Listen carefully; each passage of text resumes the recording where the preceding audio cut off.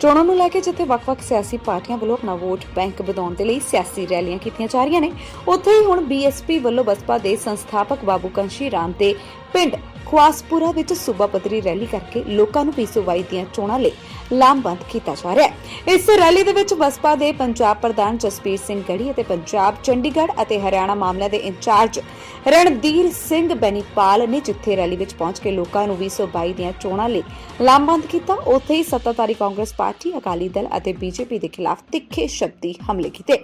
Rally ਵਿੱਚ ਪੰਜਾਬ ਭਰ ਤੋਂ ਵੱਡੀ ਗਿਣਤੀ ਦੇ ਵਿੱਚ ਬਸਪਾ ਦੇ ਵਰਕਰ ਅਤੇ ਆਗੂ ਸ਼ਾਮਿਲ ਹੋਏ। ਤੁਸੀਂ ਵੀ ਦੇਖੋ। ਰੂਪਨਗਰ ਤੋਂ ਸੱਜਣ ਸਿੰਘ ਸੈਣੀ ਦੀ ਜ਼ੀਰੋ ਲਾਈਨ ਟੀਵੀ ਦੇ ਲਈ ਰਿਪੋਰਟ। ਤੁਹਾਡੇ ਹੌਸਲੇ ਦੇ ਦਮ ਤੇ ਐਲਾਨ ਕਰਦੇ ਆ, ਬੇਗਮਪੁਰਾ ਬਸਾਉਣ ਲਈ, ਆਪਣੀ ਪਾਤਸ਼ਾਹੀ ਸਰਕਾਰ ਬਣਾਉਣ ਲਈ ਅਸੀਂ ਕਾਂਗਰਸ ਦੀ ਧੌਣ ਤੇ ਗੋਡਾ ਰੱਖ ਕੇ ਬੇਗਮਪੁਰਾ ਬਸਾਵਾਂਗੇ।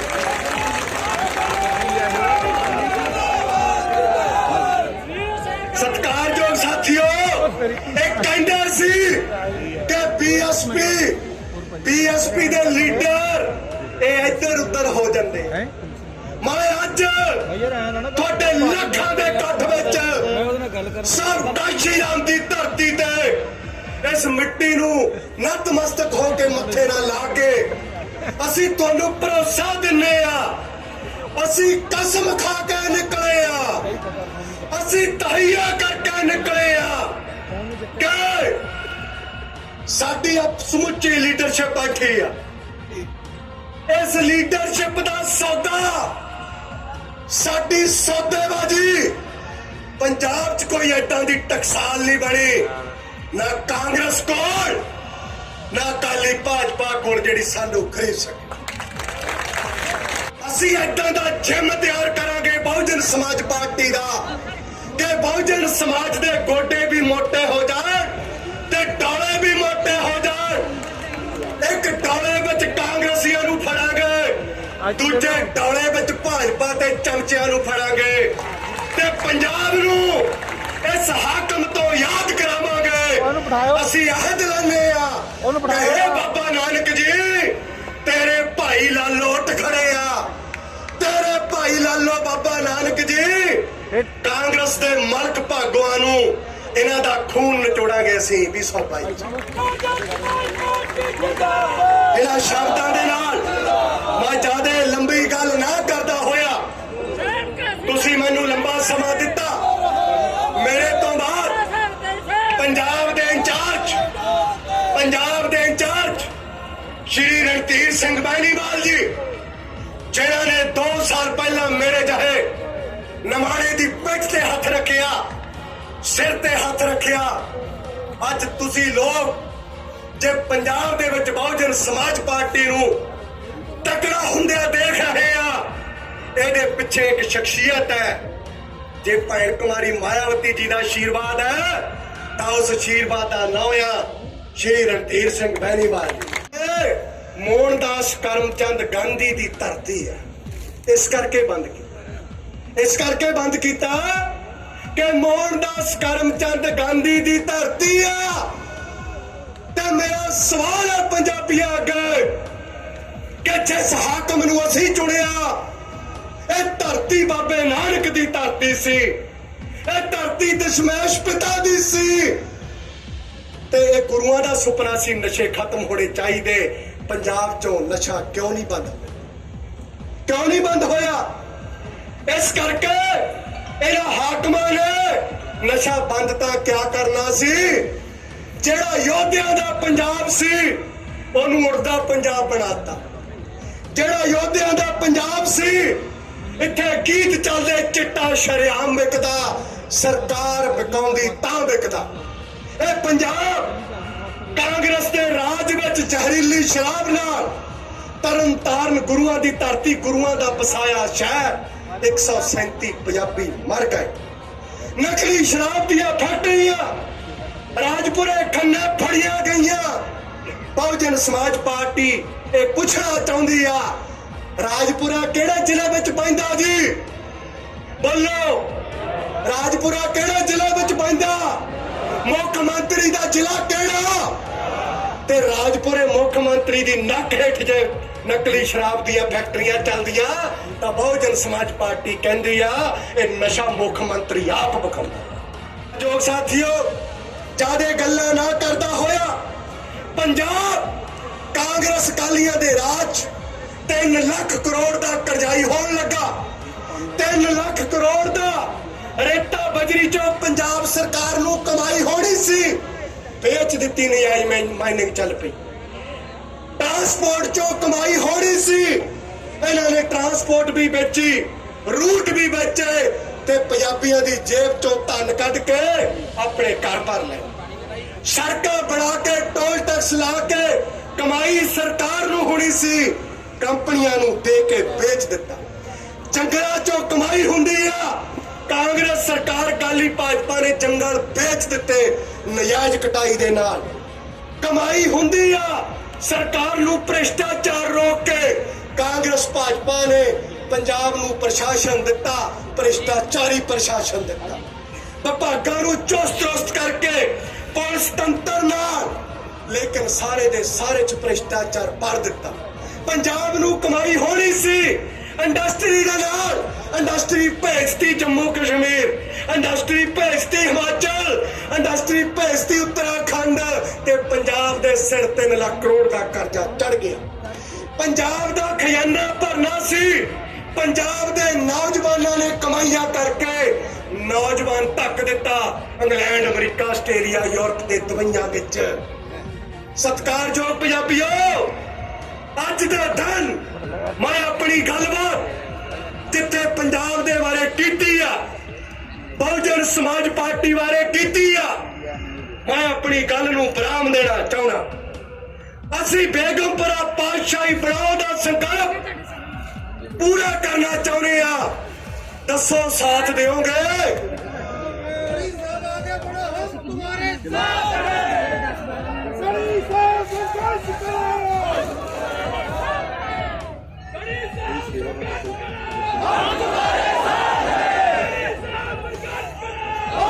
में काम करते करते और जो जवान थे वो बूढ़े हो गए मिशन में काम करते करते, और जो बूढ़े थे वो चले गए मिशन में काम करते करते। केवल इसी आशा और विश्वास के साथ, इसी उम्मीद के साथ आंखें फटी ये देख रही है किस समय हमारी सरकार आ जाए। ये उम्मीद है उस बूढ़े बच्चे जवान को, उन महिलाओं का, उन कार्यकर्ताओं को एक उम्मीद है कि हमारी सरकार कब आएगी।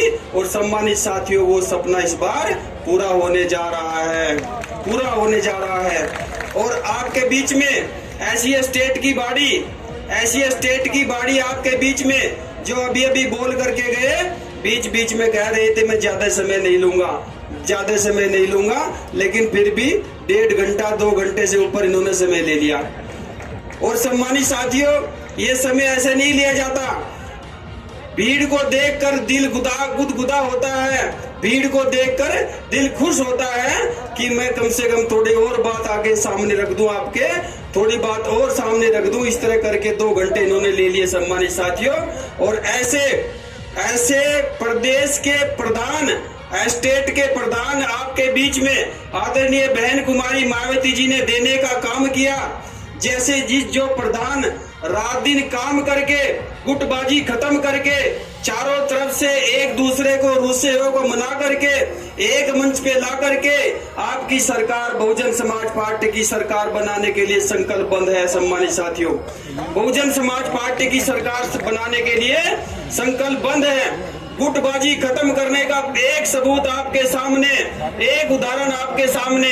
वैसे तो अनेक उदाहरण ऐसे हैं जो गुटबाजी खत्म करके बहुत सारे कार्यकर्ता इस पंडाल में मौजूद है सम्मानित साथियों।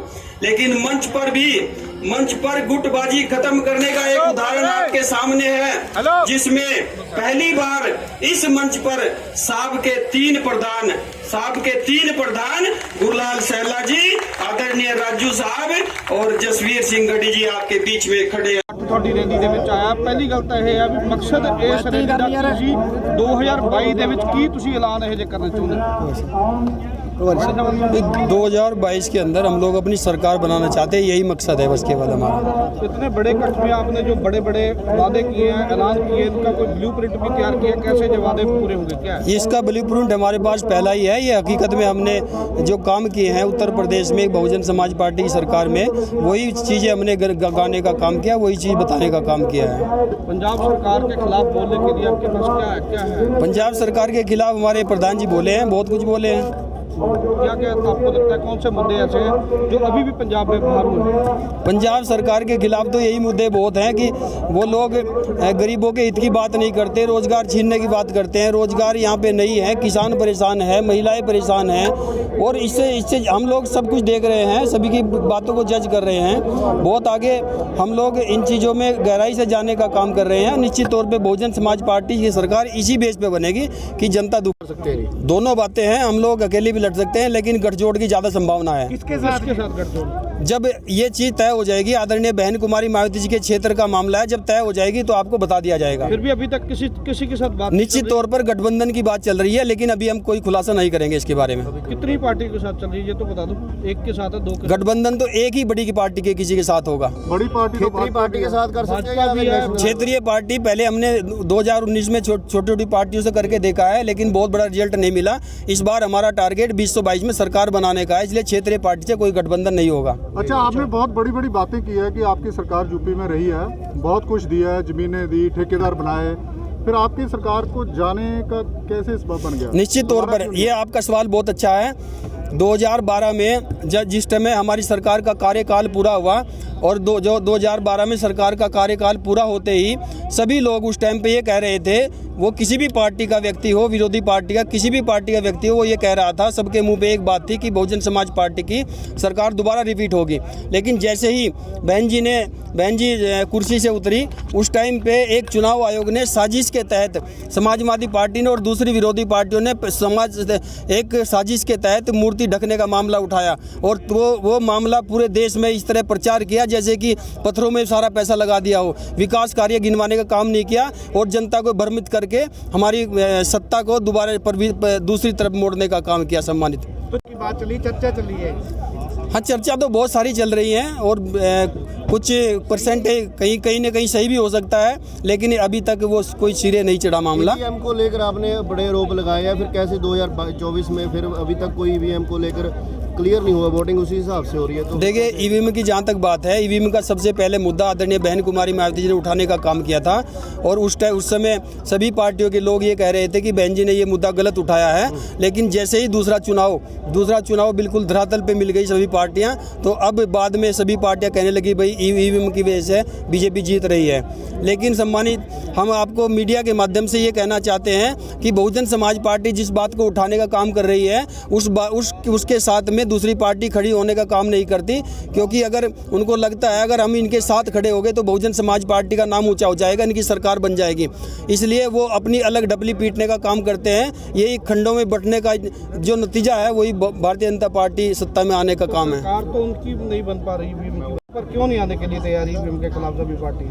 नहीं, एक प्लेटफॉर्म पे आने के लिए तैयार हैं हम लोग, क्योंकि राजनीतिक पार्टी हैं। राजनीतिक लोग एक प्लेटफॉर्म पे आकर के हाथ नहीं मिला सकते, क्योंकि उनके सबके विचार अलग अलग हैं। हमारा मकसद गरीबों की लड़ाई लड़ना है, किसानों की लड़ाई लड़ना है। ईवीएम के मुद्दे पर बोल रहा हूँ, ईवीएम के मुद्दे पर तो एक प्लेटफॉर्म पर आ सकती है सभी पार्टी को ये कहना भी नहीं, हम लोग तो आने को तैयार हैं, लेकिन वो चीज़ें उनको पूछो, उन पार्टियों को वो क्या करना चाहते हैं। बड़ा सवाल है यूपी को लेकर। यूपी में आपने बताया कि जैसे सरकार रह चुकी है, यूपी के भी किसान शहीद हो रहे हैं, पंजाब के भी आपने बड़े बड़े ऐलान किए हैं, तो यूपी के किसानों के लिए बहन मायावती जी, या इधर पंजाब में जो, चलो हमने सुने ही आपके ऐलान किया, जानते हैं आप कहीं से भी उठा सकें, तो बहन जी की सरकार आती है 1 महीने के अंदर उन्होंने प्रदेश छोड़ने का काम किया, दूसरे प्रदेशों में चले गए वो लोग। मुख्तार अंसारी को लेकर पंजाब सरकार और यूपी सरकार आमने सामने है, क्या कोर्ट का मामला है, जब जैसा कोर्ट तय करेगी वो कोर्ट का मामला है, उसके बारे में हम कुछ नहीं कह सकते। अब 4 राज्य जो जिनमें चुनाव हो रहे हैं, कांग्रेस ने परहेजी ते वादे पूरे करन दी तुसी गल कीती है, सो की चार्ट आउट या ਲੀਅਨ ਕੀ ਪਲਾਨ ਕੀ ਆਪਣੇ ਕੋਲ 2022 ਦੇ ਲਈ?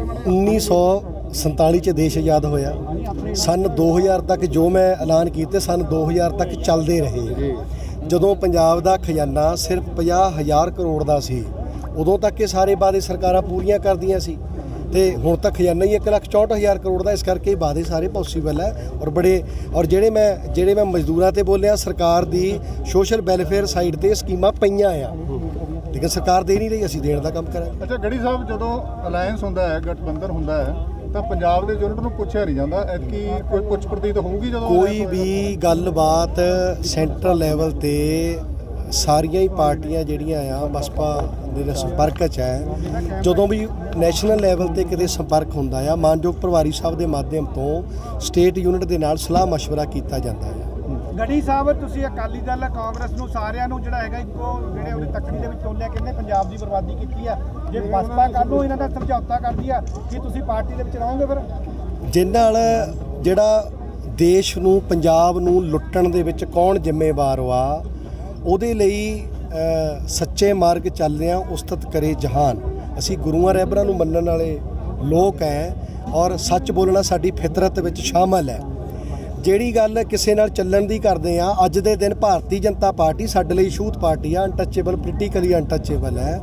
ਮਾਨਯੋਗ ਭੈਣ ਕੁਮਾਰੀ ਮਾਇਆਵਤੀ ਜੀ ਔਰ ਪੰਜਾਬ ਦੇ ਚਾਰ ਸ਼੍ਰੀ ਬੈਨੀਵਾਲ ਸਾਹਿਬ, ਇਹਨਾਂ ਦੇ ਦੇਖ ਰੇਖ ਦੇ ਵਿੱਚ ਭਾਜਪਾ ਨੂੰ ਛੱਡ ਕੇ ਕਿਸੇ ਨਾਲ ਵੀ ਸਾਡੀ ਗੱਲਬਾਤ ਹੁੰਦੀ ਆ।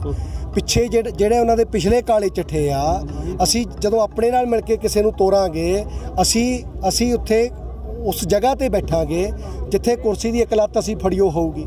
ਜੇ ਉਹ ਮੁੜ ਕੇ ਉਹੀ ਪੁਰਾਣੇ ਕੰਮ ਕਰਨਗੇ ਤਾਂ ਅਸੀਂ ਕੁਰਸੀ ਦੀ ਲੱਤ ਜਿਹੜੀ ਆ ਅਸੀਂ ਤੋੜ ਦਿਆਂਗੇ। ਕਲੀਅਰ ਨਹੀਂ ਕਰ ਰਹੇ, ਪਰ ਰੇਸ਼ੋ ਕਲੀਅਰ ਕਰ ਸਕਦੇ ਐਲਾਨਾਂ ਦਾ ਕੋਈ ਬਿਲਕੁਲ ਸਰ, ਬਿਲਕੁਲ ਐਲਾਨ ਬੜੇ ਹੈ ਹੀ ਨਹੀਂ, ਬਿਲਕੁਲ ਐਲਾਨ ਬੜੇ ਨਹੀਂ ਹੈਗੇ। ਵਿਦਿਆਰਥੀਆਂ ਦੇ ਮੁੱਦੇ ਤੇ ਪੋਸਟ ਮੈਟ੍ਰਿਕ ਸਕਾਲਰਸ਼ਿਪ ਸਕੀਮ ਚੱਲ ਰਹੀ ਸੀ ਨਾ, 2010 ਤੋਂ ਬਾਅਦ ਲਗਾਤਾਰ ਚੱਲ ਰਹੀ ਸੀ, ਕਾਂਗਰਸ ਨੇ ਖਤਮ ਕੀਤੀ। ਇਹਦਾ ਮਤਲਬ ਅਸੀਂ ਚਲਾ ਸਕਦੇ ਹਾਂ ਜੇ ਪਹਿਲਾਂ ਵੀ ਚੱਲੀ ਆ। ਮਜ਼ਦੂਰਾਂ ਦੇ ਮਾਮਲੇ 'ਚ ਜਿਹੜੀਆਂ ਮੈਂ ਸਕੀਮਾਂ ਬੋਲੀਆਂ, ਇਹ ਕਾਂਗਰਸ, ਅਕਾਲੀ, ਭਾਜਪਾ ਦੇ ਸੋਸ਼ਲ ਵੈਲਫੇਅਰ ਡਿਪਾਰਟਮੈਂਟ ਦੇ ਆਲਰੇਡੀ ਬਲੂਪ੍ਰਿੰਟ ਪਿਆ, ਸਰਕਾਰ ਦੇ ਰਹੀ ਆ, ਲੇਕਿਨ ਦਿਖਾਵਾ ਕਰ ਰਹੀ ਆ। ਅਸੀਂ ਘਰ ਭਰਤੀ ਦੇਣ ਦਾ ਵਾਅਦਾ ਕੀਤਾ ਆ ਵੀ ਅਸੀਂ ਹਰੇਕ ਮਜ਼ਦੂਰ ਦੇ ਨਾਲ ਖੜਾਂਗੇ। ਕਿਸਾਨਾਂ ਦੇ ਮਾਮਲੇ 'ਚ MSP ਦੀ ਗੱਲ ਕਰਦੇ ਆਪਾਂ, ਕਿਸਾਨ ਨੂੰ ਅਸੀਂ MSP ਫਰੀ ਤਾਂ ਨਹੀਂ ਦੇਣੀ, ਮਿਹਨਤ ਕਰੇਗਾ, ਉਹਦੀ ਫਸਲ ਹੀ ਤਾਂ ਖਰੀਦਣੀ ਆ, ਸਿਰਫ ਫਸਲ ਖਰੀਦਣ ਦੀ ਗਰੰਟੀ ਦਿੱਤੀ ਆ। ਮੁਲਾਜ਼ਮਾਂ ਦੇ ਮਾਮਲੇ ਦੇ ਵਿੱਚ ਜਿਹੜੀ ਪੁਰਾਣੀ ਪੈਨਸ਼ਨ ਸੀ, ਹਾਂ ਬਿਲਕੁਲ, ਵਾਈ ਨਾਟ। ਜਿਹੜਾ MSP ਦਾ ਤੁਸੀਂ ਗੂਗਲ ਤੇ ਜਾਓ, MSP ਕਿੰਨੀਆਂ ਫਸਲਾਂ ਤੇ ਸਰਕਾਰ ਦੇਣ ਦਾ ਵਾਅਦਾ ਕਰ ਰਹੀ ਹੈ, ਸੈਂਟਰ ਸਰਕਾਰ ਔਰ ਕੇਂਦਰ, ਕਿੰਨਿਆਂ ਤੇ? ਸਰ 23 ਆ, ਤੇ ਅਸੀਂ 23 ਅਸੀਂ ਭਰ ਦਿਆਂਗੇ। ਕਿ ਮੰਡੀ ਪੰਜਾਬ ਨੂੰ ਘੋਸ਼ਿਤ ਕਰ ਦੇਣਾ ਚਾਹੀਦਾ ਇਹਨਾਂ ਬਿੱਲਾਂ ਦੇ ਮਾਮਲੇ ਵਿੱਚ। ਵਾਈ ਨਾਟ, ਜੇ ਛੱਤੀਸਗੜ੍ਹ ਘੋਸ਼ਿਤ ਕਰ ਸਕਦਾ ਤਾਂ ਵਾਈ ਨਾਟ ਪੰਜਾਬ। ਜੇ ਛੱਤੀਸਗੜ੍ਹ ਘੋਸ਼ਿਤ ਕਰ ਸਕਦਾ ਹੈ, ਕੇਰਲਾ ਸਾਡੇ ਕੋਲ ਆ, ਸਬਜ਼ੀਆਂ ਤੇ ਵੀ MSP ਦਿੱਤੀ ਕਿ ਨਹੀਂ ਦਿੱਤੀ, ਤੇ sir then why not possible in Punjab. ਤੁਸੀਂ ਰੇਸ਼ੋ 117 ਵਿੱਚ ਰੇਸ਼ੋ ਕੀ ਰਹੇਗੀ, 50-50 ਰਹੇਗੀ ਜਾਂ? ਦੇਖੋ, ਅਸੀਂ 117 ਸੀਟਾਂ ਤੇ ਮਜ਼ਬੂਤ ਤਿਆਰੀ ਕਰ ਰਹੇ ਹਾਂ। ਜਿਹੜੀ ਪਾਰਟੀ ਸਨਮਾਨਜਨਕ ਸੀਟਾਂ ਦੇਗੀ, ਪਾਰਟੀ ਹਾਈ ਕਮਾਂਡ ਸਾਡੇ ਤੋਂ ਰੂਪਰੇਖਾ ਲਏਗੀ। ਅਸੀਂ ਸਨਮਾਨਜਨਕ ਸੀਟਾਂ, ਔਰ ਜਿਹੜੀਆਂ ਜਿੱਥੇ ਪਾਰਟੀ ਲੈਣ ਦੇਣ ਜਿਹੜਾ ਹੁੰਦਾ ਆ, ਉਹ ਕਦੀ ਵੀ ਇਹ ਨਹੀਂ ਹੁੰਦਾ ਕਿ ਅਸੀਂ ਸਾਰਾ ਕੁਝ ਲੈ ਲਈਏ ਜਾਂ ਦੂਜੇ ਸਾਰਾ ਕੁਝ ਲੈ ਲੈਣ। ਕੁਛ ਅਸੀਂ ਕੁਰਬਾਨ ਕਰਾਂਗੇ, ਕੁਛ ਦੂਜਿਆਂ ਨੂੰ ਕੁਰਬਾਨ ਕਰਨਾ ਪਊਗਾ। ਜੋ ਵੀ ਭੈਣ ਕੁਮਾਰੀ ਮਾਇਆਵਤੀ ਜੀ ਦੇਸ਼ ਦੇਣਗੇ, ਰਾਸ਼ਟਰੀ ਪ੍ਰਧਾਨ ਨੇ ਬਹੁਜਨ ਸਮਾਜ, ਉੱਦਾਂ ਚੱਲਿਆ ਜਾਵੇ। ਪਹਿਲਾ ਉਮੀਦਵਾਰ ਕਦੋਂ ਤੱਕ ਫਿਰ ਐਲਾਨ ਕਰ ਰਹੇ ਹੋ? ਜਦੋਂ ਕਰਾਂਗੇ ਇਕੱਠੀ ਲਿਸਟ ਜਾਰੀ ਕਰ ਦਿਆਂਗੇ। ਨਹੀਂ ਹੋ ਰਹੇ ਜਿਹੜੇ ਐਲਾਨ ਕਰ ਰਹੇ ਆ, ਰੋਜ਼ ਐਲਾਨ ਕਰ ਦਿੰਦੇ ਆਪਣੇ ਹਲਕੇ ਦਾ। ਨਹੀਂ, ਅਸੀਂ ਕਦੋਂ ਕਿਹਾ ਕਿਸੇ ਨਾਲ ਖੁੱਲੇ ਆ ਕਿਸੇ ਨਾਲ ਬੰਦ? ਅਸੀਂ ਤਾਂ ਇਹ ਕਿਹਾ ਵੀ ਭਾਰਤੀ ਜਨਤਾ ਪਾਰਟੀ ਨੂੰ ਛੱਡ ਕੇ ਸਾਡੇ ਸਾਰੇ ਹੀ ਕਿਸੇ ਨਾਲ ਵੀ ਤੁਹਾਡਾ ਹੋ ਸਕਦਾ ਜੀ। ਅੱਛਾ, ਇੱਕ ਤੁਸੀਂ ਸਲਾਹ ਦਿੱਤੀ ਸੀ ਸਿੱਧੂ ਸਾਹਿਬ ਨੂੰ ਵੀ ਭੋਰੇ 'ਚ ਨਿਕਲ ਜਾਓ, ਤੇ ਕੋਈ ਰਿਸਪੌਂਸ ਆਇਆ ਕਿ ਨਹੀਂ ਆਇਆ? ਦੇਖੋ, ਸਿੱਧੂ ਸਾਹਿਬ ਜਿਹੜੇ ਹੈਗੇ ਆ, ਉਹਨਾਂ ਨੇ ਕੋਰੀਡੋਰ ਜਿਹੜਾ ਕਰਤਾਰਪੁਰ ਦਾ ਮਾਮਲਾ ਸੀ, ਪੰਜਾਬ ਦੇ ਵਿੱਚ ਇੱਕ ਉਹਨਾਂ ਦੇ ਪੱਖ 'ਚ ਵੇਵ ਚੱਲੀ ਸੀ, ਲੇਕਿਨ ਸਿਰੇ ਦੀਆਂ ਬੇਲੇ ਦੀਆਂ ਟੱਕਰਾਂ ਤੇ ਕਵੇਲੇ ਤੇ ਕੀ ਹੁੰਦਾ, ਕੁਛ ਹੁੰਦਾ ਇਦਾਂ ਦਾ, ਤੇ ਹੁਣ ਉਹ ਕੁਛ ਹੁੰਦਾ ਆ, ਤੇ ਬੇਲੇ ਦਾ ਕੰਮ ਕਵੇਲੇ ਦੀਆਂ ਟੱਕਰਾਂ। ਜਦੋਂ ਬੇਲਾ ਸੀਗਾ, ਉਦੋਂ ਸਾਰੀਆਂ ਪਾਰਟੀਆਂ ਉਹਨਾਂ ਨੂੰ ਆਪਣੀ ਆਪਣੀ ਜਗ੍ਹਾ ਤੇ ਡਿਵੈਲਪ ਕਰਨਾ ਚਾਹੁੰਦੀਆਂ ਸੀ। ਅੱਜ ਉਹ ਸਾਰਿਆਂ ਨੂੰ ਇਦਾਂ ਲੱਗਦਾ ਵੀ ਇਹਦੇ ਕੋਲ ਹੈ ਕੱਖ ਨਹੀਂ, ਲੇਕਿਨ ਬਹੁਜਨ ਸਮਾਜ ਪਾਰਟੀ ਇਹ ਕਹਿੰਦੀ ਆ ਵੀ ਹਰ ਨਿਮਾਣੇ ਨਿਆਸਰੇ ਨਿਉਟੇ ਨਤੇਰੇ ਨਘਰੇ ਦੀ ਵਿਆਹ ਪੜੇਗੀ। ਕਾਂਗਰਸ ਨੇ ਵੀ ਉਹਨੂੰ ਨਤੇਰਾ ਨਘਰਾ ਬਣਾ ਕੇ ਰੱਖਿਆ ਆ, ਹੋਰ ਕੋਈ ਪਾਰਟੀ ਮੂੰਹ ਨਹੀਂ ਲਾਉਂਦੀ ਹੈਗੀ। ਭਗਵੰਤ ਮਾਨ ਹੀ ਵਿਚਾਰਾ ਉਹਦੀ ਇਕੱਲੇ ਦੀ ਪੇਸ਼ ਨਹੀਂ ਜਾਣ ਦਿੰਦਾ। ਤਾਂ ਸਾਨੂੰ ਲੱਗਦਾ ਆ ਜਿਹਦੀ ਕੋਈ ਨਾ ਪੁੱਛੇ ਉਹਨੂੰ ਹਾਥੀ ਤੇ ਚਾੜ ਲਈਏ, ਤਾਂ ਇਸ ਕਰਕੇ ਅਸੀਂ ਦਿੱਤੀ ਆ। ਜੇ ਉਹਨੂੰ ਚੰਗਾ ਲੱਗੇਗਾ ਅਸੀਂ ਉਹਦਾ ਵੈਲਕਮ ਕਰਾਂਗੇ। ਹਾਥੀ ਪਰ ਚੜ੍ਹਨ ਦੀ ਕੋਈ ਗੱਲ ਹੋਈ? ਨਹੀਂ, ਗੱਲ ਤਾਂ ਨਹੀਂ ਹੋਈ ਹੈਗੀ, ਲੇਕਿਨ ਮੈਂ ਤੁਹਾਡੇ ਮਾਧਿਅਮ ਤੋਂ ਸੁਨੇਹਾ ਜ਼ਰੂਰ ਭੇਜ ਰਿਹਾ ਆ ਬਈ ਹਾਥੀ ਸਾਡਾ ਜਿਹੜਾ ਆ, ਉਹਨੂੰ ਪੌੜੀ ਲਾਉਣ ਦੀ ਲੋੜ ਨਹੀਂ, ਸੁੰਡ ਬੜਾ ਮਜ਼ਬੂਤ ਹੈ, ਪੈਰ ਰੱਖੇ ਖਿੱਚ ਅਸੀਂ ਆਪੇ ਉੱਪਰ ਨੂੰ ਲੈਣਾ। ਅਸਲੀ ਹਾਥੀ ਭੇਜੇ ਦੋ ਅੰਮ੍ਰਿਤਸਰ ਕਿਤੇ? ਨਹੀਂ, ਅਸੀਂ ਆਪੇ ਹੀ ਜਾ ਆਵਾਂਗੇ, ਅਸੀਂ ਆਪ ਜਾ ਆਵਾਂਗੇ, ਵੱਡਾ ਭਰਾ ਆ, ਅਸੀਂ ਆਪ ਜਾ ਆਵਾਂਗੇ। ਕੈਪਟਨ ਸਾਹਿਬ ਨਾਲ ਬਾਰ-ਬਾਰ ਉਹਨਾਂ ਦੀਆਂ ਮੀਟਿੰਗਾਂ ਹੋਈਆਂ, ਚਰਚਾ ਹੋਈ, ਬਾਰ-ਬਾਰ। ਦੇਖੋ, ਕੈਪਟਨ ਸਾਹਿਬ ਜਿਹੜੇ ਝੂਠ ਦੀ ਪੰਡ ਹੈ, ਸੱਚੀ ਮੁੱਚੀ ਝੂਠ ਦੀ ਪੰਡ ਹੈ, ਮਤਲਬ ਹਰ ਪੰਜਾਬੀ ਬੱਚਾ ਉਹਨੂੰ ਜਾਣ ਗਿਆ ਆ। ਉਹ ਬਾਜਵਾ ਸਾਹਿਬ ਸਾਬਕਾ ਪ੍ਰਧਾਨ ਰਹੇ ਕਾਂਗਰਸ ਦੇ, ਗੱਦੀ ਉਹਨਾਂ ਕੋਲੋਂ ਲਈ ਆ ਕੈਪਟਨ ਅਮਰਿੰਦਰ ਸਿੰਘ ਨੇ, ਔਰ ਉਹਨਾਂ ਨੇ ਉਹਨਾਂ ਦੇ ਫੁੱਲਾਂ ਦਾ ਹਾਰ ਪਾਇਆ, ਸਰੂਪਾ ਬਾਜਵਾ ਸਾਹਿਬ ਨੂੰ ਦਿੱਤੀ। ਔਰ ਬਾਜਵਾ ਸਾਹਿਬ ਨਾਲ ਕਿਆ ਦੁਰਗਤੀ ਕੀਤੀ, ਉਹ ਬਾਜਵਾ ਸਾਹਿਬ ਪਿੱਟ ਰਹੇ ਆ ਕਾਂਗਰਸ ਦੇ ਸਾਬਕਾ, ਬਈ ਮੇਰੇ ਨਾਲ ਕਦੇ ਕੋਈ ਮੀਟਿੰਗ ਨਹੀਂ, ਕਿਸੇ ਮੰਤਰੀ ਦੀ ਨਹੀਂ, ਕਿਸੇ ਸੰਤਰੀ ਨਹੀਂ, ਕਦੇ ਮੈਂ ਵਿਧਾਨ ਸਭਾ 'ਚ ਨਹੀਂ ਗਿਆ, ਕਦੇ ਸੀਐਮ ਦੇ ਦਫ਼ਤਰ ਨਹੀਂ ਗਿਆ। ਲਾਸਟ ਵੀਕ ਉਹਨਾਂ ਦੀ ਇੰਟਰਵਿਊ ਆਈ ਆ ਔਰ ਉਹ ਕਹਿ ਰਿਹਾ ਮੈਂ ਕਦੇ ਸਰਕਾਰ ਤੋਂ ਕੋਈ ਕੰਮ ਕਹਾਣ ਨਹੀਂ ਗਿਆ। ਔਰ ਜਦੋਂ ਤਰਨਤਾਰਨ ਦੇ ਮੁੱਦੇ ਤੇ ਉਹ ਬੋਲੇ, ਕੈਪਟਨ ਸਾਹਿਬ ਜਿੰਨਾ ਝੂਠਾ ਆ ਉਨਾ ਖੁਣਸੀ ਆ, ਔਰ ਬਾਜਵਾ ਸਾਹਿਬ ਦੀ ਸਿਕਿਉਰਿਟੀ ਤੱਕ ਵਾਪਸ ਲੈ ਲਈ ਸੀ, ਸਿਕਿਉਰਿਟੀ ਤੱਕ ਵਾਪਸ ਲੈ ਲਈ ਸੀ। ਔਰ ਜਿਹੜਾ ਵੀ ਉਹਨਾਂ ਨੂੰ ਗਲਤ ਸਿੱਧ ਕਰਦਾ ਆ, ਉਹਨਾਂ ਨੂੰ ਸ਼ੀਸ਼ਾ ਦਿਖਾਉਂਦਾ ਆ, ਉਹਦੇ ਨਾਲ ਖੁਣਸਖੋਰੀ ਕਰਦੇ ਆ। ਔਰ ਅਸੀਂ ਪਿਛਲੇ 2 ਸਾਲ ਤੋਂ ਦਿਖਾ ਰਹੇ ਆ ਸਾਡੇ ਨਾਲ ਖੁਣਸਖੋਰੀ ਕਰਦਾ। ਸਾਨੂੰ ਇਸ ਕਰਕੇ ਨਹੀਂ ਦੁਖਦੀ ਕਿ ਸਾਡੇ ਸਮਾਜ ਨਾਲ ਹਜ਼ਾਰਾਂ ਸਾਲਾਂ ਤੋਂ ਹੋ ਰਹੀ ਆ, ਜੇ ਇਹਨਾਂ ਤਮੀਜ਼ 2 ਸਾਲ ਤੋਂ ਕਰ ਲਈ ਸਾਡੇ ਤੇ ਕਿਆ ਪਾਰ ਡੁੱਲ ਗਿਆ। ਸਾਹਿਬ ਇੱਕ ਬੜਾ ਸਵਾਲ ਹੈ ਕਿ ਜਿਹੜਾ ਚੋਣਾਂ ਤੋਂ ਪਹਿਲਾਂ ਲਾਗੂ ਹੁੰਦਾ ਹੈ, ਚਾਹੇ ਹੁਣ ਬੀਬੀਆਂ ਦੇ ਕਿਰਾਏ ਮਾਫ ਦੀ ਗੱਲ ਕਰ ਰਹੀ ਹੈ, ਅਖੀਰਲੇ ਸਾਲ ਦੇ 5 ਮਹੀਨੇ ਪਹਿਲਾਂ ਲਾਗੂ ਹੁੰਦਾ ਹੈ। ਤੁਸੀਂ ਜੇਕਰ ਕਿਸੇ ਗੱਠਜੋੜ ਨਾਲ ਸੱਤਾ ਚਾਹੁੰਦੇ, ਤੁਸੀਂ ਕਦੋਂ ਲਾਗੂ ਕਰੋਗੇ ਜੋ ਅੱਜ ਵੱਡੇ ਐਲਾਨ ਕੀਤੇ? ਦੇਖੋ ਇਹ ਰਾਜਨੀਤੀ ਦਾ ਸਿਧਾਂਤ ਹੈ, ਜੇ ਜਨਤਾ ਨੂੰ ਕੁਝ ਦੇਣਾ ਹੋਵੇ ਪਹਿਲੇ 6 ਮਹੀਨਿਆਂ 'ਚ ਦਿੱਤਾ ਜਾਣਾ ਚਾਹੀਦਾ ਹੈ। ਜਿਹੜਾ ਆਖਰਲੇ 6 ਮਹੀਨਿਆਂ 'ਚ ਦਿੱਤਾ ਜਾਂਦਾ ਉਹ ਧੋਖਾ ਹੁੰਦਾ ਆ। ਕਾਂਗਰਸ ਸਰਕਾਰ ਵੀ ਧੋਖਾ, ਇਹ ਦੇਖੋ ਜਦੋਂ ਪਿਛਲੀ ਸਰਕਾਰ ਸੀਗੀ ਉਹ ਨਵੰਬਰ ਦਸੰਬਰ 2016 'ਚ ਐਲਾਨ ਕਰਦੀ ਕਿ ਪੰਜਾਬ ਦੇ ਠੇਕੇ ਆਊਟਸੋਰਸ ਸਾਰੇ ਮੁਲਾਜ਼ਮਾਂ ਨੂੰ ਪੱਕੇ ਕਰਾਂਗੇ। ਅੱਜ ਉਹ ਮੁੜ ਕੇ ਨਵੰਬਰ ਦਸੰਬਰ 5 ਸਾਲ ਬਾਅਦ ਵਾਲਾ ਆਉਣ ਲੱਗਾ। ਇਸੇ ਤਰ੍ਹਾਂ ਇਹਨਾਂ ਨੇ ਬੀਬੀਆਂ ਵਾਲੇ ਕਿਰਾਏ ਦੀ ਗੱਲ ਕੀਤੀ ਆ ਤੇ ਕਿਰਾਏ 'ਚ ਲਾਤਾ ਵੀ ਜਿਹੜੀਆਂ ਏਸੀ ਬੱਸਾਂ ਆ, ਜਿਹੜੀਆਂ ਬੋਲਵੋ ਬੱਸਾਂ ਆ, ਜਿਹੜੀਆਂ ਹੋਰ ABCD ਬੱਸਾਂ ਜਿਹੜੀਆਂ ਪੰਜਾਬ ਤੋਂ ਬਾਹਰ ਜਾਂਦੀਆਂ ਉਹਨਾਂ 'ਚ ਬੀਬੀਆਂ ਬੈਠ ਨਹੀਂ ਸਕਦੀਆਂ, ਕਿਰਾਇਆ ਮਿਲਣ ਲੱਗੇਗਾ। ਪਿੱਛੇ ਬਚਿਆ ਗਿਆ ਰੋਡਵੇਜ਼ ਦੀ ਲਾਰੀ, ਨਾ ਕੋਈ ਸ਼ੀਸ਼ਾ ਨਾ ਕੋਈ ਬਾਰੀ। ਇਹ ਤਾਂ ਉਹ ਜ਼ਮਾਨਾ ਸੀ ਜਦੋਂ ਰੋਡਵੇਜ਼ ਦੀ ਬੱਸ ਸੀਗੀ, ਅੱਜ ਤਾਂ ਰੋਡਵੇਜ਼ ਦੀ ਬੱਸੇ ਹੈ ਨਹੀਂ ਸੜਕ ਤੇ ਕੋਈ, ਤੇ ਬੀਬੀਆਂ ਵਿਚਾਰੀਆਂ ਕਿੱਥੇ? 150 ਬੱਸਾਂ ਨਵੀਆਂ ਦੀ ਗੱਲ ਕਰ, ਨਵੀਆਂ ਦੇ ਦਾਂਗੇ 150 ਬੱਸਾਂ, ਬਜਟ ਰੱਖਤਾ। ਦੇਖੋ ਬਸਪਾ ਦੀ ਸਰਕਾਰ ਪੰਜਾਬੀਆਂ ਨੂੰ ਬਣਾਉਣੀ ਚਾਹੀਦੀ ਆ। ਹਰੇਕ ਟਰਾਂਸਪੋਰਟਰ ਜਿਹੜਾ ਆ ਉਹਦੀ ਬੱਸ ਨੂੰ ਸਰਕਾਰੀ ਘੋਸ਼ਿਤ ਕਰ ਦਿਆਂਗੇ। ਜੇ ਪਟਿਆਲਾ ਆ ਤਾਂ ਉੱਥੇ ਪੀਲੇ ਰੰਗ ਦੀ ਬੱਸ ਚੱਲੂਗੀ, ਨਵਾਂ ਸ਼ਹਿਰ ਆ ਤਾਂ ਨੀਲਾ ਚੱਲੂਗਾ, ਜਿੱਦਾਂ ਅੱਗੇ ਨੀਲੀ ਪੱਟੀ ਤੋਂ ਪਛਾਣ ਲਿਆ ਜਾਂਦਾ ਸੀ ਬਈ ਇਹ ਕਿਹੜੇ ਜ਼ਿਲ੍ਹੇ ਦੀਆਂ ਬੱਸਾਂ ਨੇ। ਪੂਰੀ ਪੰਜਾਬ ਦੀ ਟਰਾਂਸਪੋਰਟ ਅਸੀਂ ਸਰਕਾਰੀ ਕਰਨ ਦਾ ਕੰਮ ਕਰਾਂਗੇ, ਔਰ ਬੀਬੀਆਂ ਨੂੰ ਵੀ, ਵਿਦਿਆਰਥੀਆਂ ਨੂੰ ਵੀ, ਔਰ ਜਿਹੜੇ 올ਡ ਏਜ ਨੇ ਔਰ ਜਿਹੜੇ ਫਰੀडम ਫਾਈਟਰ ਨੇ, ਸਾਰਿਆਂ ਨੂੰ ਹੀ ਆਪਾਂ ਜਿਹੜਾ ਇਹ ਜਿਹੜੀ ਇਲੈਕਸ਼ਨ ਹੈ ਦੇਣ ਦਾ ਕੰਮ। ਵੱਡਾ ਔਰ ਲਾਸਟ ਸਵਾਲ ਹੈ, ਕਾਰਪੋਰੇਟ ਘਰਾਣਿਆਂ ਨੇ ਵੱਡੇ ਗੋਦਾਮ ਬਣਾ ਦਿੱਤੇ ਹੈ ਖੇਤੀ ਬਿੱਲਾਂ ਦੇ ਪਹਿਲਾਂ, ਜੋ ਅਨਾਜ ਭੰਡਾਰਨ ਨੂੰ ਕਰਨਗੇ। ਬਸਪਾ ਦਾ ਕੀ ਨਜ਼ਰੀਆ ਉਹਦੇ ਉੱਤੇ? ਜੇਕਰ ਤੁਸੀਂ ਬਹੁਜਨ ਸਮਾਜ ਪਾਰਟੀ ਦਾ ਨਹੀਂ, ਭਾਰਤ ਦੇ ਸੰਵਿਧਾਨ ਦਾ ਇਹ ਨਜ਼ਰੀਆ ਆ ਕਿ ਦੇਸ਼ ਦੀ ਹਰ ਚੀਜ਼ ਦਾ ਨੈਸ਼ਨਲਾਈਜ਼ ਹੋਣਾ ਚਾਹੀਦਾ। Directive principle to the state policy ਜਿਹੜਾ ਸੰਵਿਧਾਨ ਦੇ 35 ਤੋਂ ਲੈ ਕੇ 51 ਤੱਕ ਵਾ ਕਿ ਕਿਸੇ ਵੀ ਪਾਰਟੀ ਨੇ ਸਰਕਾਰ ਚਲਾਉਣੀ, ਉਹਦੇ ਲਈ ਪਾਲਿਸੀਆਂ ਕਿੱਦਾਂ ਦੀਆਂ ਹੋਣੀਆਂ ਚਾਹੀਦੀਆਂ। ਉਹਦੇ 'ਚ ਜਿਹੜਾ ਨੀਤੀ ਨਿਰਦੇਸ਼ਕ ਤੱਤ ਆ ਉਹਦੇ 'ਚ ਲਿਖਿਆ ਹੋਇਆ ਆ ਕਿ ਹਰ ਚੀਜ਼ ਨੈਸ਼ਨਲਾਈਜ਼ ਹੋਣੀ ਚਾਹੀਦੀ ਆ, ਪਬਲਿਕ ਦੀ ਹੋਣੀ ਚਾਹੀਦੀ ਆ, ਪਬਲਿਕ ਉਹਦੇ ਹੀ ਮਾਲਕ ਹੋਵੇ। ਲੇਕਿਨ ਸਰਮਾਏਦਾਰ ਪਾਰਟੀਆਂ ਨੇ ਸਰਮਾਏਦਾਰੀ ਨੂੰ ਬੜਾਵਾ ਦੇਣਾ ਆ। ਬਹੁਜਨ ਸਮਾਜ ਪਾਰਟੀ ਭਾਰਤ ਦੇ ਸੰਵਿਧਾਨ ਦੇ ਅਨੁਸਾਰ ਕੰਮ ਕਰਦੀ ਹੈ। ਅੱਛਾ, ਜਿਹੜੀ ਪਾਰਟੀ ਹੈ ਇਹ ਤਾਂ ਸਟ੍ਰੈਟਜੀਕਲੀ ਉਹਨਾਂ ਨੇ ਪ੍ਰਸ਼ਾਂਤ ਕਿਸ਼ੋਰ ਲਿਆਂਦਾ ਤੇ ਉਹ ਹਰ ਵਾਰੀ ਸਟ੍ਰੈਟਜੀ ਬਣਾ ਲੈਂਦੇ। ਇਸ ਵਾਰੀ ਵੀ ਉਹਨਾਂ ਨੇ ਸਟ੍ਰੈਟਜੀ ਦੇ ਅਕੋਰਡਿੰਗਲੀ ਜਿਹੜੇ ਬੀਬੀਆਂ ਨੂੰ ਫ੍ਰੀ ਕਰਤਾ ਤੇ ਹੋਰ ਇਦਾਂ ਦੀਆਂ ਜਿਹੜੀਆਂ ਨੀਤੀਆਂ ਉਹ ਬਣਾਈਆਂ ਜਾ ਰਹੀਆਂ। ਲੋਕ ਭੁੱਲ ਨਹੀਂ ਜਾਂਦੇ। ਬੀਬੀਆਂ ਖੇਤ ਵਿੱਚ ਪੱਠੇ ਵੱਢਣ ਜਾਂਦੀਆਂ ਹੁੰਦੀਆਂ। ਅਸੀਂ ਮੈਂ ਖੁਦ ਵੀ ਛੋਟੇ ਹੁੰਦੇ ਨੇ ਆਪਾਂ ਸਾਰਿਆਂ ਨੇ ਵੱਡੇ ਖੇਤਾਂ 'ਚੋਂ ਪੱਠੇ। ਜਦੋਂ ਪੱਠਿਆਂ ਦੀ ਪੰਡ ਬੰਨੀ ਦੀ ਸੀਗੀ ਤਾਂ ਪੱਲੀ ਦੀਆਂ ਤਣੀਆਂ ਫੜ ਕੇ ਇੱਕ ਦੂਜੇ ਨੂੰ ਲਾ ਕੇ ਗੋਡਾ ਤੇ ਸਿਰ ਲਾ ਕੇ ਗੱਠ ਬਣਾਉਂਦੇ ਹੁੰਦੇ ਸੀਗੇ ਤੇ ਗੱਠ ਬੰਨਣ ਤੋਂ ਬਾਅਦ ਉਹ ਇੱਕ ਦੂਜੇ ਨੂੰ ਚੁਕਾਉਂਦੇ ਹੁੰਦੇ ਸੀਗੇ। ਇਹ ਜਿਹੜਾ ਪੀਕੇ ਆ ਔਰ ਕੈਪਟਨ ਅਮਰਿੰਦਰ ਸਿੰਘ ਆ, ਇਹਨਾਂ ਨੇ ਝੂਠ ਦੀ ਪੰਡ ਨਵੇਂ ਸਿਰਿਓਂ ਬੰਨ ਲਈ ਆ। ਇਹਨਾਂ ਨੇ 2016 'ਚ ਵੀ ਝੂਠ ਦੀ ਪੰਡ ਬੰਨੀ ਸੀਗੀ। ਦਸ਼ਮੇਸ਼ ਪਿਤਾ ਤੱਕ ਨੂੰ ਵੀ ਧੋਖਾ ਦੇ ਦਿੱਤਾ, ਦਮਦਮਾ ਸਾਹਿਬ ਵੱਲ ਨੂੰ ਹੱਥ ਕਰਕੇ। ਗਰਵਾਣੀ ਨੂੰ ਵੀ ਧੋਖੇ ਦੀ ਪੰਡ ਵਿੱਚ ਰੱਖ ਲਿਆ ਔਰ ਮੱਥੇ ਨੂੰ ਗੁਟਕਾ ਸਾਹਿਬ ਲਾ ਕੇ ਸ਼ਰੇਆਮ ਮੁੱਕਰ ਗਏ। ਔਰ ਇਸੇ ਤਰ੍ਹਾਂ ਹੁਣ ਇਹ ਨਵੀਆਂ ਝੂਠ ਦੀਆਂ ਪੰਡਾਂ ਜਿਹੜੀਆਂ ਆ ਕੈਪਟਨ ਸਾਹਿਬ ਔਰ ਪੀਕੇ ਸਾਹਿਬ ਬੰਨਣ ਲੱਗੇ ਆ। ਇਹ ਪੰਜਾਬੀਆਂ ਨੇ ਫੈਸਲਾ ਕਰਨਾ ਝੂਠ ਦੀ ਪੰਡ ਮੁੜ ਕੇ ਅਗਲੇ 5 ਸਾਲਾਂ ਲਈ ਚੱਕਣੀ ਆ ਕਿ ਨਹੀਂ ਚੱਕਣੀ।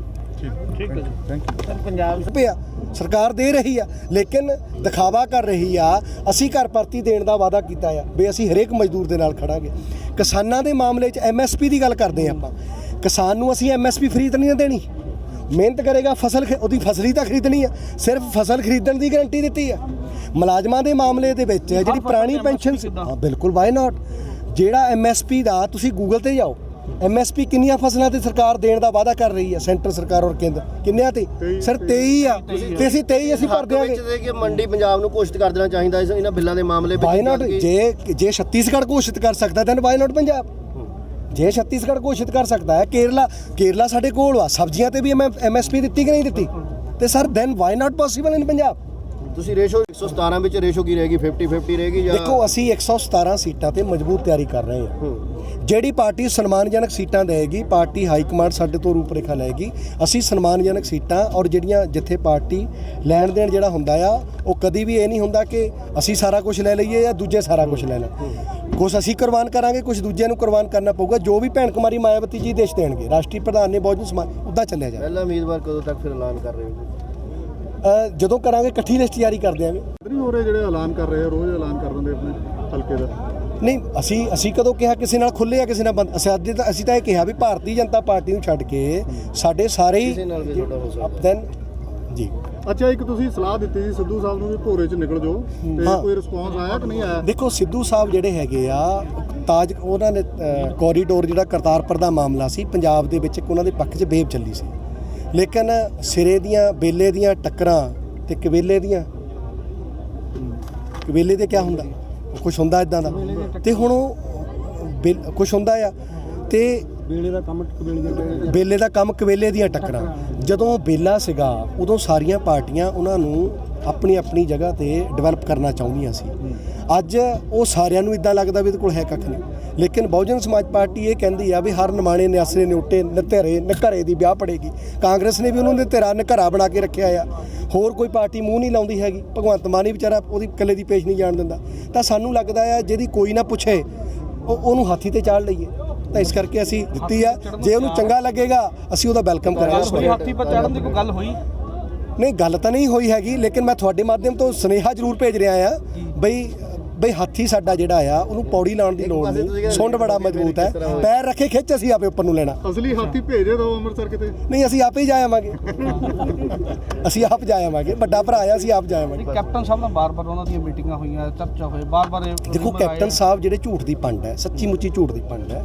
ਮਤਲਬ ਹਰ ਪੰਜਾਬੀ ਬੱਚਾ ਉਹਨੂੰ ਜਾਣ ਗਿਆ ਆ। ਉਹ ਬਾਜਵਾ ਸਾਹਿਬ ਸਾਬਕਾ ਪ੍ਰਧਾਨ ਰਹੇ ਕਾਂਗਰਸ ਦੇ, ਗੱਦੀ ਉਹਨਾਂ ਕੋਲੋਂ ਲਈ ਆ ਕੈਪਟਨ ਅਮਰਿੰਦਰ ਸਿੰਘ ਨੇ, ਔਰ ਉਹਨਾਂ ਨੇ ਉਹਨਾਂ ਦੇ ਫੁੱਲਾਂ ਦਾ ਹਾਰ ਪਾਇਆ, ਸਰੂਪਾ ਬਾਜਵਾ ਸਾਹਿਬ ਨੂੰ ਦਿੱਤਾ। ਔਰ ਬਾਜਵਾ ਸਾਹਿਬ ਨਾਲ ਕਿਆ ਦੁਰਗਤੀ ਕੀਤੀ? ਉਹ ਬਾਜਵਾ ਸਾਹਿਬ ਪਿੱਟ ਰਹੇ ਆ ਕਾਂਗਰਸ ਦੇ ਸਾਬਕਾ, ਬਈ ਮੇਰੇ ਨਾਲ ਕਦੇ ਕੋਈ ਮੀਟਿੰਗ ਨਹੀਂ, ਕਿਸੇ ਮੰਤਰੀ ਦੀ ਨਹੀਂ, ਕਿਸੇ ਸੰਤਰੀ ਨਹੀਂ, ਕਦੇ ਮੈਂ ਵਿਧਾਨ ਸਭਾ 'ਚ ਨਹੀਂ ਗਿਆ, ਕਦੇ ਸੀਐਮ ਦੇ ਦਫ਼ਤਰ ਨਹੀਂ ਗਿਆ। ਲਾਸਟ ਵੀਕ ਉਹਨਾਂ ਦੀ ਇੰਟਰਵਿਊ ਆਈ ਆ ਔਰ ਉਹ ਕਹਿ ਰਿਹਾ ਮੈਂ ਕਦੇ ਸਰਕਾਰ ਤੋਂ ਕੋਈ ਕੰਮ ਕਹਾਣ ਨਹੀਂ ਗਿਆ। ਔਰ ਜਦੋਂ ਤਰਨਤਾਰਨ ਦੇ ਮੁੱਦੇ ਤੇ ਉਹ ਬੋਲੇ, ਕੈਪਟਨ ਸਾਹਿਬ ਜਿੰਨਾ ਝੂਠਾ ਆ ਉਹਨਾਂ ਖੁਣਸੀ ਆ, ਔਰ ਬਾਜਵਾ ਸਾਹਿਬ ਦੀ ਸਿਕਿਉਰਿਟੀ ਤੱਕ ਵਾਪਸ ਲੈ ਲਈ ਸੀ, ਔਰ ਜਿਹੜਾ ਵੀ ਉਹਨਾਂ ਨੂੰ ਗਲਤ ਸਿੱਧ ਕਰਦਾ ਆ, ਉਹਨਾਂ ਨੂੰ ਸ਼ੀਸ਼ਾ ਦਿਖਾਉਂਦਾ ਆ, ਉਹਦੇ ਨਾਲ ਖੁਣਸਖੋਰੀ ਕਰਦੇ ਆ। ਔਰ ਅਸੀਂ ਪਿਛਲੇ 2 ਸਾਲ ਤੋਂ ਦਿਖਾ ਰਹੇ ਆ ਸਾਡੇ ਨਾਲ ਖੁਣਸਖੋਰੀ ਕਰਦਾ। ਸਾਨੂੰ ਇਸ ਕਰਕੇ ਨਹੀਂ ਦੁਖਦੀ ਕਿ ਸਾਡੇ ਸਮਾਜ ਨਾਲ ਹਜ਼ਾਰਾਂ ਸਾਲਾਂ ਤੋਂ ਹੋ ਰਹੀ ਆ। ਜੇ ਇਹਨਾਂ ਤਮੀਜ਼ 2 ਸਾਲ ਤੋਂ ਕਰ ਲਈ, ਸਾਡੇ ਤੇ ਕਿਆ ਪਾਰ ਡੁੱਲ ਗਿਆ। ਇੱਕ ਬੜਾ ਸਵਾਲ ਹੈ ਕਿ ਜਿਹੜਾ ਚੋਣਾਂ ਤੋਂ ਪਹਿਲਾਂ ਲਾਗੂ ਹੁੰਦਾ ਹੈ, ਚਾਹੇ ਹੁਣ ਬੀਬੀਆਂ ਦੇ ਕਿਰਾਏ ਮਾਫ ਦੀ ਗੱਲ ਕਰ ਰਹੀ ਹੈ, ਅਖੀਰਲੇ ਸਾਲ ਦੇ 5 ਮਹੀਨੇ ਪਹਿਲਾਂ ਲਾਗੂ ਹੁੰਦਾ ਹੈ।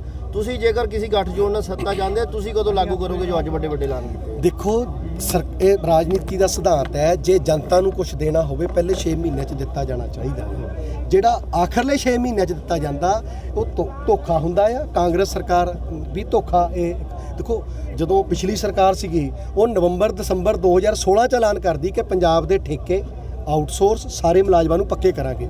ਅੱਜ ਉਹ ਮੁੜ ਕੇ ਨਵੰਬਰ ਦਸੰਬਰ 5 ਸਾਲ ਬਾਅਦ ਵਾਲਾ ਆਉਣ ਲੱਗਾ।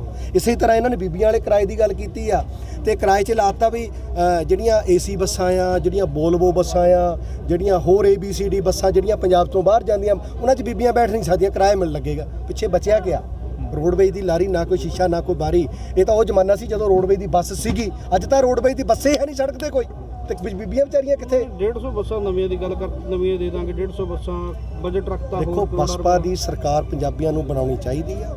ਹਰੇਕ ਟਰਾਂਸਪੋਰਟਰ ਜਿਹੜਾ ਆ ਉਹਦੀ ਬੱਸ ਨੂੰ ਸਰਕਾਰੀ ਘੋਸ਼ਿਤ ਕਰ ਦਿਆਂਗੇ। ਜੇ ਪਟਿਆਲਾ ਆ ਤਾਂ ਉੱਥੇ ਪੀਲੇ ਰੰਗ ਦੀ ਬੱਸ ਚੱਲੂਗੀ, ਨਵਾਂ ਸ਼ਹਿਰ ਆ ਤਾਂ ਨੀਲਾ ਚੱਲੂਗਾ, ਜਿੱਦਾਂ ਅੱਗੇ ਨੀਲੀ ਪੱਟੀ ਤੋਂ ਪਛਾਣ ਲਿਆ ਜਾਂਦਾ ਸੀ ਬਈ ਇਹ ਕਿਹੜੇ ਜ਼ਿਲ੍ਹੇ ਦੀਆਂ ਬੱਸਾਂ ਨੇ। ਪੂਰੀ ਪੰਜਾਬ ਦੀ ਟਰਾਂਸਪੋਰਟ ਅਸੀਂ ਸਰਕਾਰੀ ਕਰਨ ਦਾ ਕੰਮ ਕਰਾਂਗੇ, ਔਰ ਬੀਬੀਆਂ ਨੂੰ ਵੀ, ਵਿਦਿਆਰਥੀਆਂ ਨੂੰ ਵੀ, ਔਰ ਜਿਹੜੇ 올ਡ ਏਜ ਨੇ ਔਰ ਜਿਹੜੇ ਫਰੀडम ਫਾਈਟਰ ਨੇ, ਸਾਰਿਆਂ ਨੂੰ ਹੀ ਆਪਾਂ ਜਿਹੜਾ ਇਹ ਜਿਹੜੀ ਇਲੈਕਸ਼ਨ ਹੈ ਦੇਣ ਦਾ ਕੰਮ। ਵੱਡਾ ਔਰ ਲਾਸਟ ਸਵਾਲ ਹੈ, ਕਾਰਪੋਰੇਟ ਘਰਾਣਿਆਂ ਨੇ ਵੱਡੇ ਗੋਦਾਮ ਬਣਾ ਦਿੱਤੇ ਹੈ ਖੇਤੀ ਬਿੱਲਾਂ ਦੇ ਪਹਿਲਾਂ, ਜੋ ਅਨਾਜ ਭੰਡਾਰਨ ਨੂੰ ਕਰਨਗੇ। ਬਸਪਾ ਦਾ ਕੀ ਨਜ਼ਰੀਆ ਉਹਦੇ ਉੱਤੇ? ਜੇਕਰ ਤੁਸੀਂ ਬਹੁਜਨ ਸਮਾਜ ਪਾਰਟੀ ਦਾ ਨਹੀਂ, ਭਾਰਤ ਦੇ ਸੰਵਿਧਾਨ ਦਾ ਇਹ ਨਜ਼ਰੀਆ ਆ ਕਿ ਦੇਸ਼ ਦੀ ਹਰ ਚੀਜ਼ ਦਾ ਨੈਸ਼ਨਲਾਈਜ਼ ਹੋਣਾ ਚਾਹੀਦਾ।